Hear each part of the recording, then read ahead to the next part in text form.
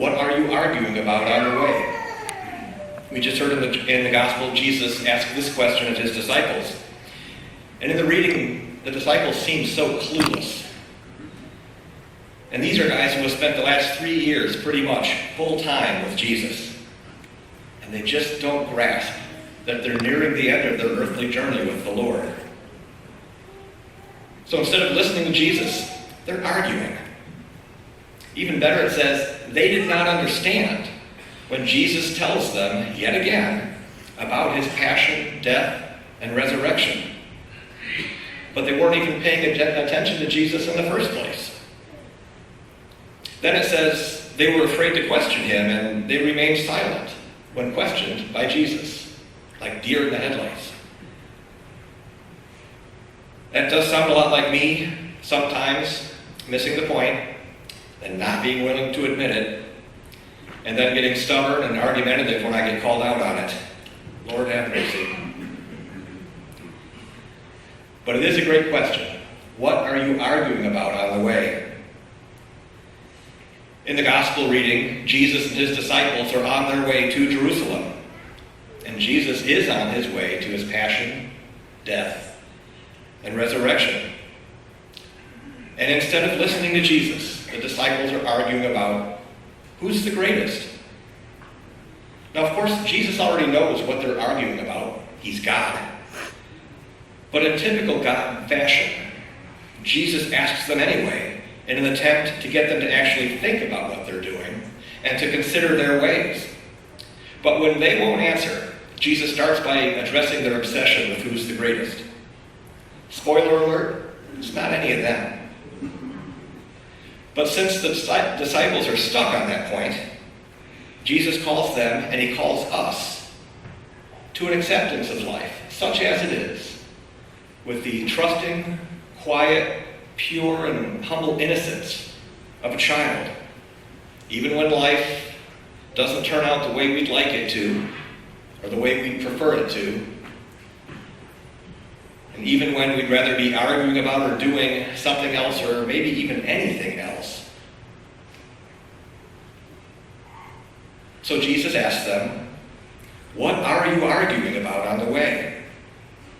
Because Jesus wants the disciples to hear what he's trying to tell them about his passion, death, and resurrection. He wants them to realize that the sacrifice he's about to make on the cross is really, really important. He wants them to understand and internalize that this is the most important thing. And he wants us to understand and internalize that this is the most important thing, the cross. Since we can have that same tendency to miss the point that those disciples had in the reading. So we need to ask ourselves, are we paying attention? Since Jesus is asking us this question, he's asking us too, what are you arguing about on the way? On our way through this life? On our way to eternal life? Are we arguing about masks, vaccines, politics, global warming, lifestyles, sports, money, any of a billion things? Are we arguing about who's the greatest? Another spoiler alert. It's not me. It's not Father Mike. It's not any of us. It's Jesus. Are we focused about what's in it for us? Or what we're feeling? What we think? Instead of what Jesus did for us on the cross and why he did it? Says if we're absorbed in self-interest, if we're focused on the wrong things, if we sow disorder and inconstancy, like in the first reading, how could we possibly be on the road to eternal life? So what is so important that it can make us forget the most important thing? Nothing. Nothing is more important than the cross. Nothing's more important than what Jesus did for us on the cross. So given that, here's a practical application of today's gospel.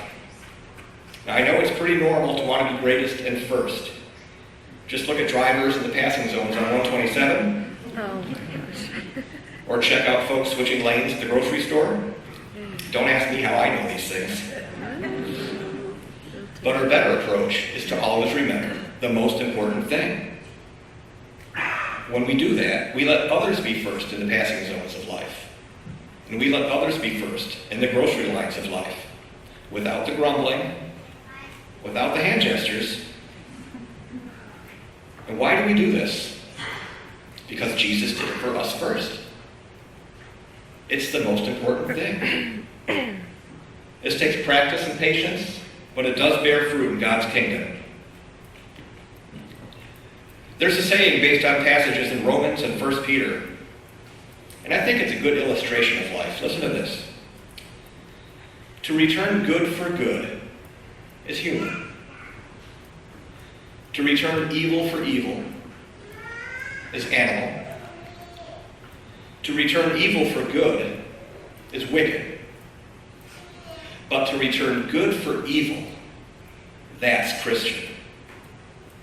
To return good for evil is Christian, and it's not easy, but it's the hallmark of a Christian faith. And while none of us is perfect in this, it certainly merits our best efforts. And how do we know what is good? We remember the most important thing. When we remember the cross and what we do and why we do it, it puts everything else in proper perspective. So we can return good in all situations, even returning good for evil. In the gospel reading, Jesus is on his way to Jerusalem.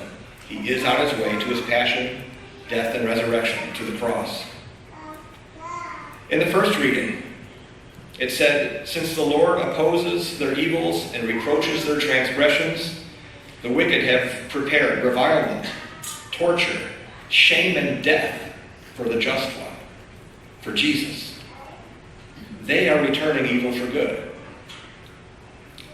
The second reading describes evil as jealous and selfish, disordered and foul. And the approach of evil leads to death. But goodness is described as pure and peaceful, constant and sincere, and which leads to life. The approach of goodness leads to life. Doing good in life in all situations and motivated by the most important thing is everything, and everything else flows from there. So what are you arguing about on the way? Jesus uses the question to try to get his disciples and to try to get us to quit focusing inward. He wants us to quit thinking about things that don't really matter, to quit wasting our time on things that don't lead to life, so we can focus on the things that do lead to eternal life. When we get this right, we can return good for the evil that will come our way over and over again. Now, Jesus promises us this, and he shows us the way. So let's take time this week to think about what we're arguing about and why we're arguing about it, and to think what we're doing, and to think about why we're doing it. And then remember the most important thing on our journey through life, on our journey to eternal life. And it's at this table where we remember the most important thing and his sacrifice, and where we encounter the true presence of Jesus. This is where we receive food for this journey.